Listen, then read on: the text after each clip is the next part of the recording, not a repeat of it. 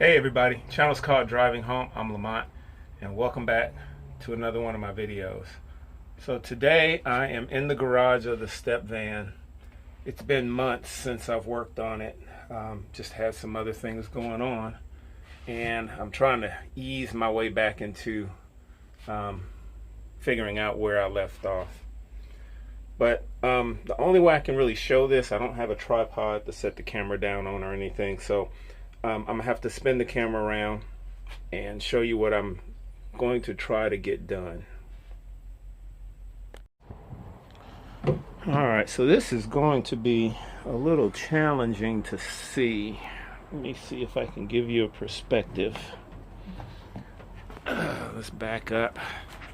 So you can see I'm at the back of the step van and I'm gonna walk back inside.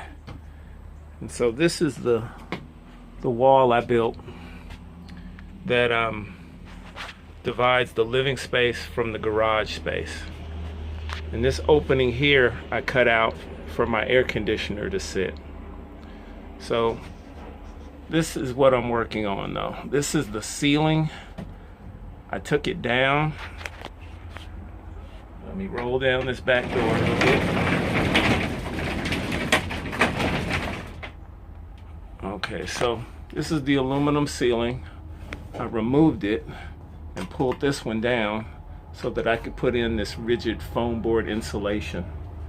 Let me look inside. You can see the spray foam insulation in the living space. And then I got the rigid foam board here. Now I need to reattach this aluminum back on the ceiling so that right in this area, I want to cut a hole for a roof vent fan. And so I wish I could show myself doing this, but quite honestly, the space isn't big enough. And I have to have the back door semi-rolled down to do it. And maybe you can tell that this aluminum is sitting in a pocket that I created above the back wall for the rear roll-up door to roll into. But and then I got a lot of the stuff that was sitting in the garage piled in the back of my pickup truck. And that's the box truck, in case you guys were wondering, if you haven't seen it in a while. That's the box truck. So we'll come back over here, and once I make a little progress on the ceiling, I'll show you what I got.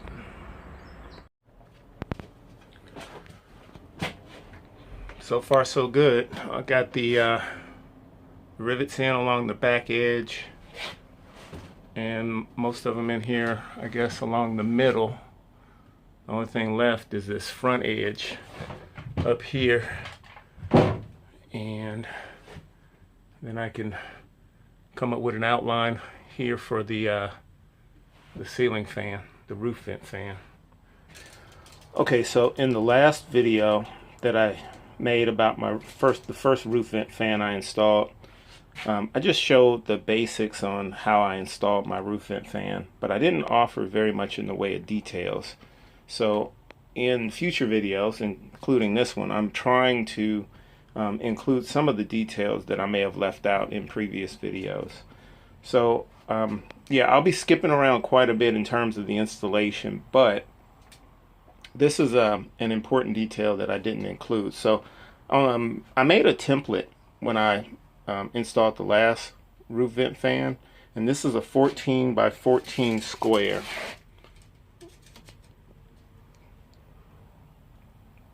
If I can show that to you. 14. Alright, it's upside down, but you get the idea. The general idea is I can position this template on the roof where I want the fan to be, and then I can just mark the corners or draw a complete line around the whole thing, doesn't matter. But once I do that, I'll have the spot to drill my 4 holes in the roof all the way through, and then I go up on the roof and cut my square back in, and that'll leave my hole right where I want it to be. If I went on the roof and tried to guesstimate, you know, where I wanted the hole, or tried to come up with some system of measuring from the edge to the edge and this and the other, it would just it would either be more time consuming or, quite honestly, more prone to mistakes. So this little method here just seems to work well for me. And I also made this because I thought if I ever made it to one of the van build parties, I'd have a template to easily trace out where we're going to install other people's roof vent fans.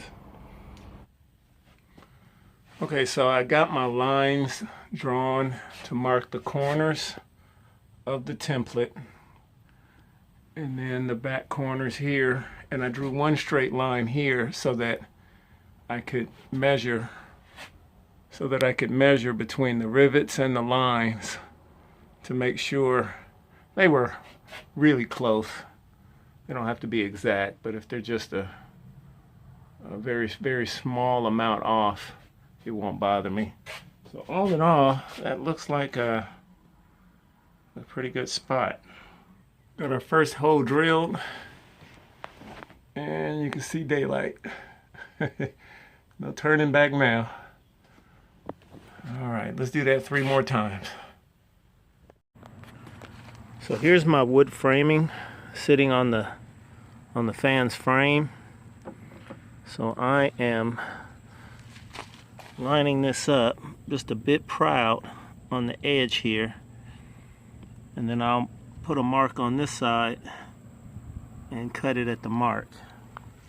With the cross members here, they're a little too long as well, but I'll set that in there and mark the wood so that it fits nicely between these two longer pieces. Back up so you can kind of get an idea of what I'm looking at here. So this is the framework that goes, once you cut the hole out, it drops in, and then you screw it down, and then your fan mounts here.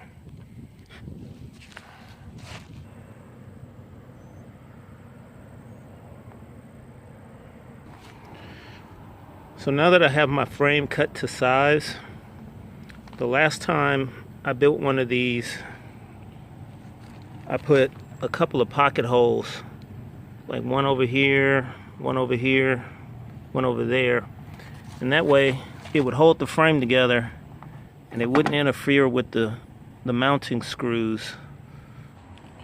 So with this pocket hole jig, the setup is relatively simple. The first step is to measure the thickness of the wood. Now, I plan on putting the pocket hole on this edge, so I'm going to measure it. It's about 1 inch thick, maybe a hair thicker. But then I go over here, and there's graduation marks on this part. This part is adjustable, goes up and down. So I'm going to set that at the 1 inch mark, and now I have to make sure the little stopper here on my drill bit is set at the right length. And there's graduation marks right here on the device. I don't know if that's going to show up on camera,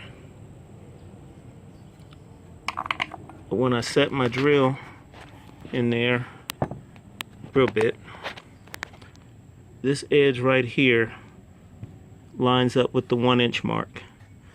And so what that means, when I drill into this, it'll come through the wood. When I put my drill bit in the jig, it'll come through and come through the wood down here, and it'll stop right before it comes out of the bottom of the wood. So I put a little dab of wood glue on the seams, and I have my piece all clamped up, ready for me to screw the pocket holes in. And then of course, once it's screwed to the framework mounted inside the rig, there's no chance of it really coming apart or anything like that. The glue is just, I want to say optional, but I just kind of like the idea of really having this frame solidly put together. So let's go ahead and finish up. Okay, so now I have a trash bag taped over the area that I'm going to be cutting out. So the goal here is to try to capture some of the aluminum shavings that'll be coming off the roof as I cut through. Now I'm up here on the roof. I drew a line between my holes, and I put a little masking tape along the outside edge to somewhat protect the paint or finish on the roof from the metal chips that'll be coming off the saw blade. So we got our square cut, and now I'm going to clean off the edges with some isopropyl alcohol and let that, clear and dry off while I prepare the frame with that gooey double-sided tape. The name of it escapes me at the moment, but I'll put it on the screen when I'm editing the video. And I think what I'm going to do with the frame is I think I'm just going to screw it through the ceiling, through the foam board, and into the wood. So I'm going to use screws that are long enough to do that, and it'll help to keep the ceiling supported. So I cleaned the edges of the hole, got a good wide berth around the hole so that when I put my sealant down, there's plenty of room for it to adhere to the roof.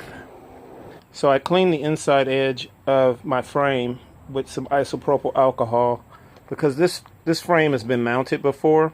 So I was trying to just make sure it was clean of any debris and anything that may cause the butyl tape. And that's what I couldn't remember earlier, butyl tape, to not adhere. But what I noticed in putting in the first fan, that when you lay this stuff in and you screw it down, it squeezes and sort of flattens out, comes along the edge. Does a real nice job of sealing these things from leaks. I got the frame sitting in the hole on the roof, and now I'm going to center it up and mark the holes so that I could drill them out. Now with all my holes pre-drilled in the roof surface, I'm going to give it another cleaning, and then I'll be ready to put the butyl tape on the frame, set the frame on it, clamp the wood on the inside, and then screw it all together. I can't use the screws that came with the fan because I'm going through the insulation and through the interior aluminum, which is super thin, so the screw will go right through that into the wood. Let me interrupt the video right here because I realized after I pre-drilled the holes in the roof, I didn't have the 2-inch screws that I needed to bolt everything together, and I had to race to the store and go buy those screws. So I had to pack up all my tools, all that stuff that was piled up in the back of the pickup truck, put it away, lock everything up, all the while thinking it could start raining at any minute. So when I got back, I basically finished the job and didn't realize I didn't capture any of that. So I just added a couple of screenshots to this video from my previous video showing the frame screwed down and then showing me applying the die core around the edge. But we'll jump back into the video now, and you'll see it's dark and I'm working under the light of a lamp to finish up. Well, I got my second roof vent installed. Just got it screwed down. Looking real good. You can see the first one up there on the front. Ran the die core around the edges over the screws as usual, and I will go inside and manually let it down. So here's a view of the fan from inside the rig, and it's clearing the garage door just fine.